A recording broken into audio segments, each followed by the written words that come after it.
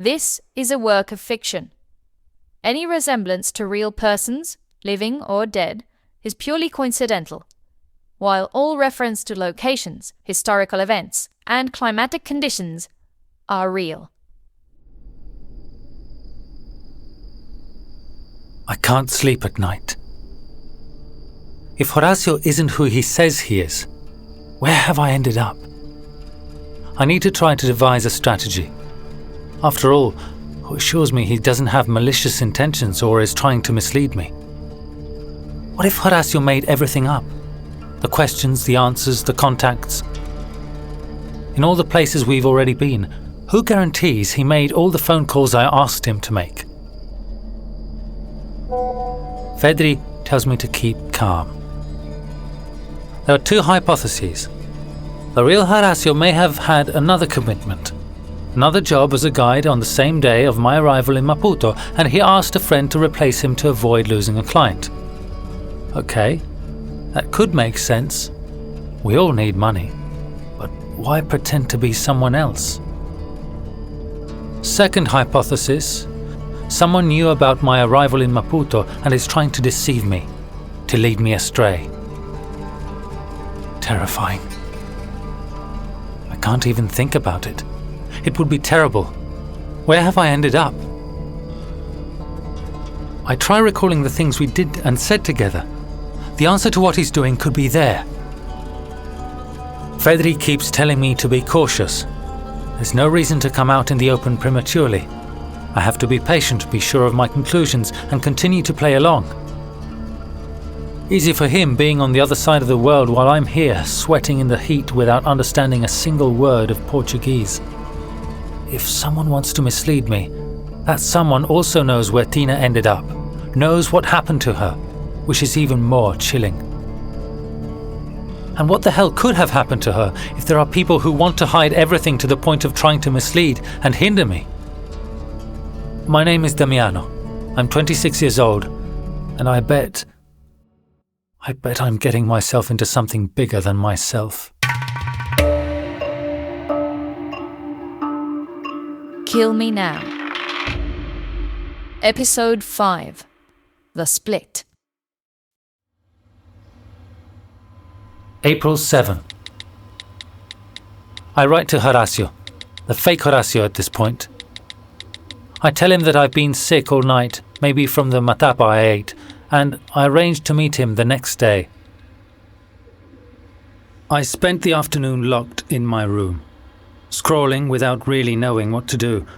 I ended up on Celia's profile, the musician and DJ we're looking for. I completely forgot. The open mic night organised by Celia is tonight at a place called Caramel. Fuck it. I'd better go alone. I call a taxi and head there.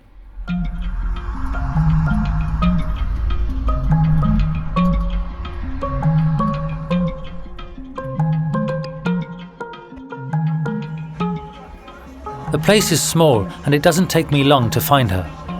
I tell her everything. Celia is happy and surprised to have the chance to talk to me. She's a close friend of Tina's. She's been told about my visit to the radio. I'm anxious to know if she's received any calls from Horacio. As I suspected, there's no call from Horacio's number on Celia's phone.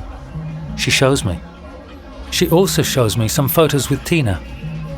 She thought Tina had returned to Italy and hasn't heard from her since a few days after Azagaya's funeral. Now we're both worried.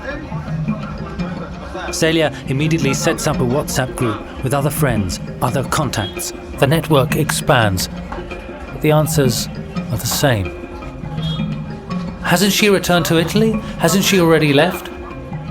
But I'm sure Tina is still here. She's still in Africa. I let her listen to the last voice message she sent me. I'm worried. I don't like this place. I think they followed me. Celia gives me all her contact details and invites me to her studio in Beira, not far from Núcleo de Arte.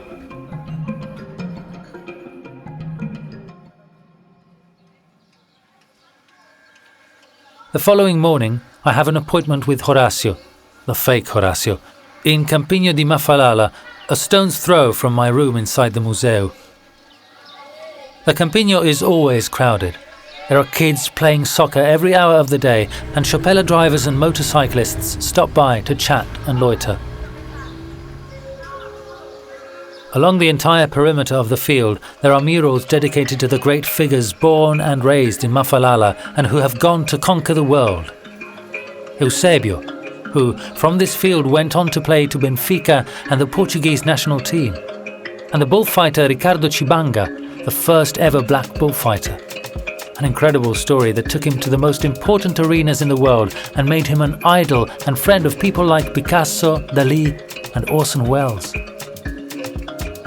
Now that I think about it, it's also the name of the cat Tina and Vanessa had at home. Everything falls into place. How I wish everything fell into place. Instead, I'm far from any conclusion. I study Horacio from a distance. I want to ask him to take me to the police, but I'm too scared of the reaction he might have. And I've already contacted the police while still in Italy and got nothing out of it.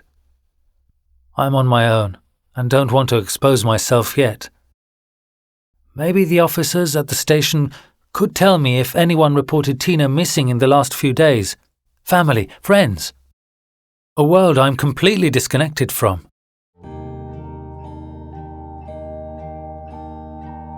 I know Tina has a sister and relatives, but there must be at least 1,000 people with the same last name just in the capital. Shit. Tina told me her father is an important lawyer in Beira, but he must have a law firm under a different name because I couldn't find anything. There's no trace of lawyer Pereira.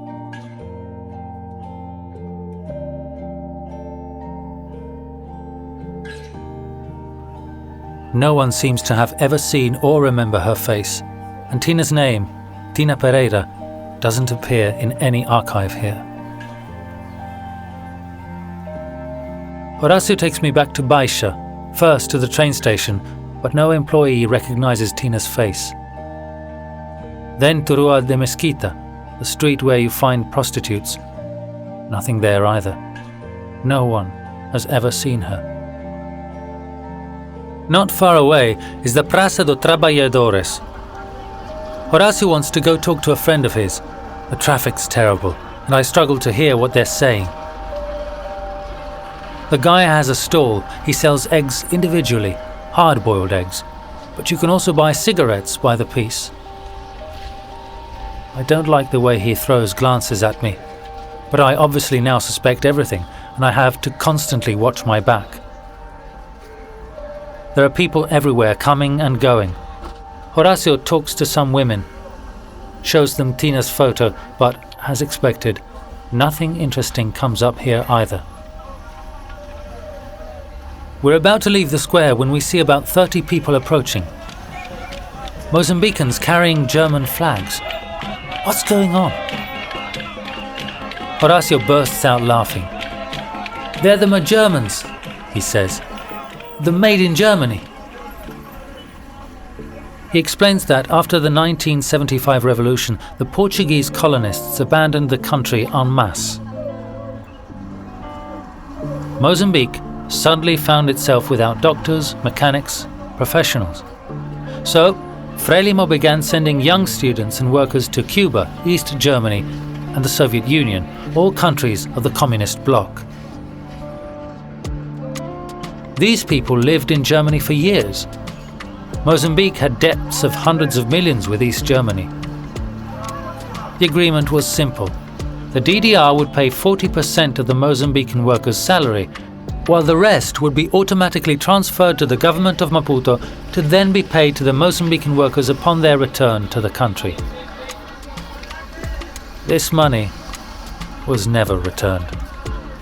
Then the Berlin Wall fell, and the Germans got trapped in a sort of historical time warp. We eat at a small covered market on Avenida Mao Zedong. I order frango piri piri, chili chicken. Another thing introduced to the country by the Portuguese. The colonizers discovered chili in South America and developed a local variety in Africa, the pimenta piri piri, grilled chicken with rice and Mozambican chili sauce. Simple and delicious. There's an old man in front of us. There aren't many of them around. There are only young people out and about. Blue cap, sunglasses, an ancient worn-out suit. He smokes while looking at us. He says something to Horacio that I don't understand. I think it's some dialect because I can't distinguish any Portuguese words. They both burst out laughing. I pretend not to notice and focus on the phone screen.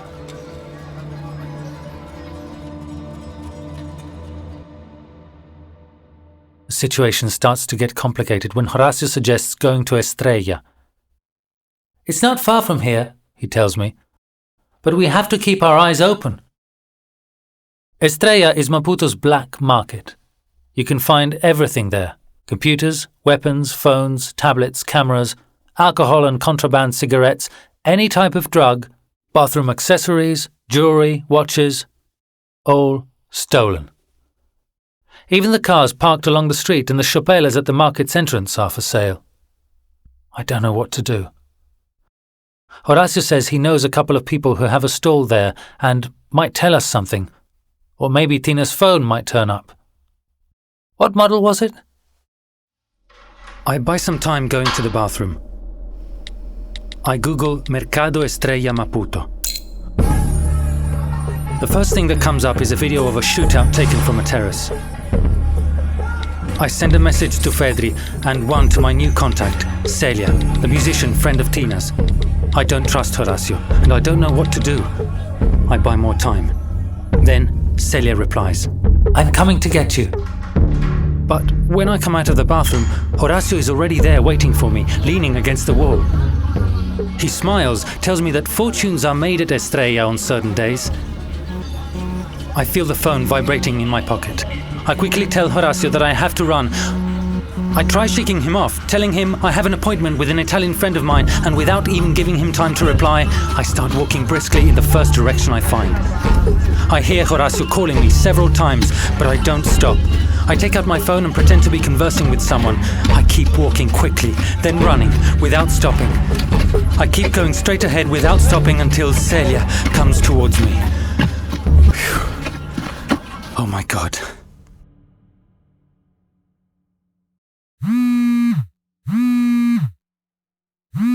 The phone keeps ringing. It's still Horacio.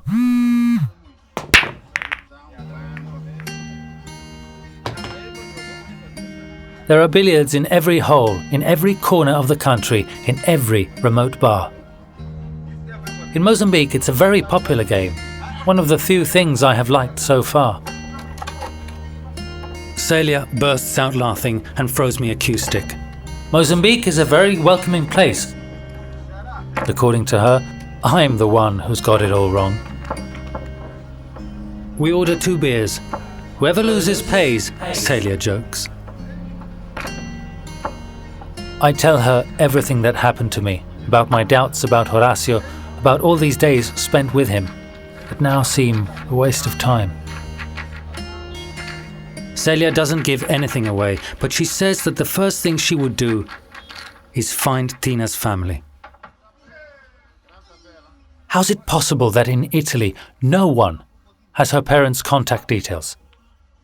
Tina always seemed like an independent girl, and I know she's not on good terms with her father. That's all I know. I realize I appear to be the prototype of the seduced and abandoned European male. But I'm not as dumb as I seem. Celia bursts out laughing. She drives me back to Mafalala in her car before it gets dark. We arrange to meet the next day.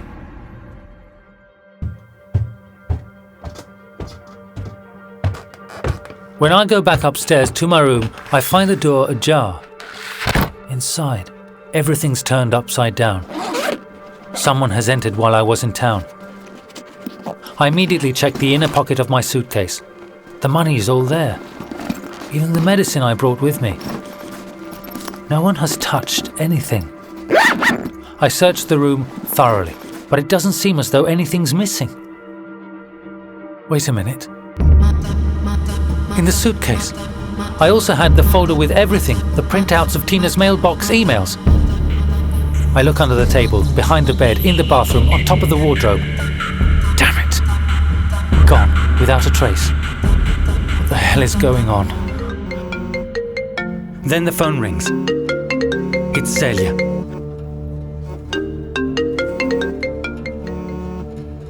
She tells me that all sorts of things are coming up in the group she opened on WhatsApp. See for yourself, I've just added you.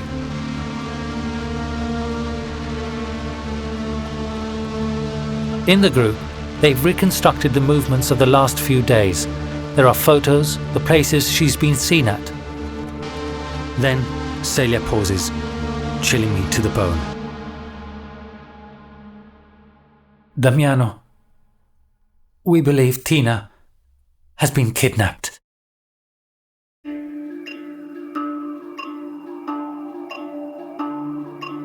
Kill Me Now is a podcast produced by O Suono Mio and funded by the European project Mudar. From an idea by Emanuele Lapiana and Gianluca Taraborelli. Narrated by Dylan Ayres. The voice of Tina is by Joana Ferreira Martins. Written by Gianluca Taraborelli. The soundscapes are by Emanuele and Tommaso Lapiana. Mixing and post-production are by Alessandro Beso. The illustration is by Federico Tramonte. Proofreading and coordination by Sandra Endrizzi, Paolo Ghisu, and Diletta Carloni. The original soundtrack and direction are by Emanuele Lapiana. Recorded by Joey Tassello at Air Studio. Special thanks go to all the staff of the CCI in Trento: Cristina Viola, Alcidio Matavel Pires, Vincente Cossa, Jenny Capuano, Nene Mulciande Jr., Amarildo Ajasse, Fernando Francisco Nyametukwa, and the CAM in Beira, who assisted us in the production in Mozambique and Italy. To learn more about the Mudar project, follow at Mudar Beira on Instagram and Facebook, or visit www.mudarbeira.org. Kill Me Now is available in Italian, Portuguese, and English. If you liked it, tell someone.